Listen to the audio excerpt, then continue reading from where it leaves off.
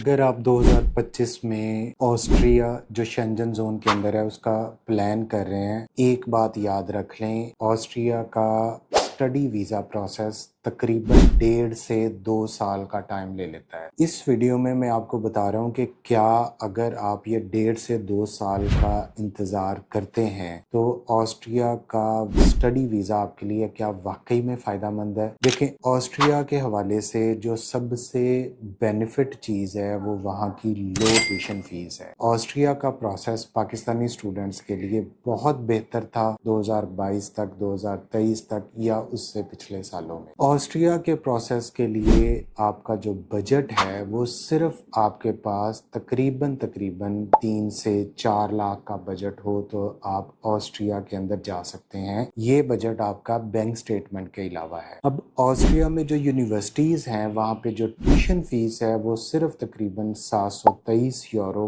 पर सेमेस्टर है, जो बहुत कम पाकिस्तानी पैसों में देखें तो ये तकरीबन आपकी 2.5 लाख के राउंड अबाउट आपकी एक सेमेस्टर की फीस बनती है, जो बहुत कम है अगर हम यूरोप में या बाहर स्टडीज के हवाले से सोचें। ऑस्ट्रिया की यूनिवर्सिटीज ने अपना एडमिशन क्राइटेरिया इंक्रीज कर दिया है। पहले एडमिशन इवन 50% पे भी हो जाता था, लेकिन अब बहुत सारी यूनिवर्सिटीज आपको एडमिशन 75% से अबव पे देती हैं, जिसमें पब्लिक यूनिवर्सिटीज भी हैं, जिसमें प्राइवेट यूनिवर्सिटीज भी हैं। ऑस्ट्रिया में जो पहले बच्चे चले गए वो इंग्लिश प्रोफिशिएंसी लेटर पे चले गए, लेकिन अब हर यूनिवर्सिटी आइदर आपसे आइल्स रिक्वायर करती है या टॉफल, और मोस्टली अगर बैचलर की बात करें तो 6 आइल रिक्वायर्ड है। मास्टर के लिए आपका 6.5 मिनिमम जो है वो रिक्वायर्ड है। ऑस्ट्रिया का वीज़ा प्रोसेस पाकिस्तान से होता है। अब इसमें सबसे बड़ी प्रॉब्लम क्या है, इसका इतना लंबा टाइम क्यों आपको रिक्वायर्ड है। इससे पहले तो इससे भी ज़्यादा टाइम लग जाता था। उसकी रीज़न ये है कि ऑस्ट्रिया के लिए आपको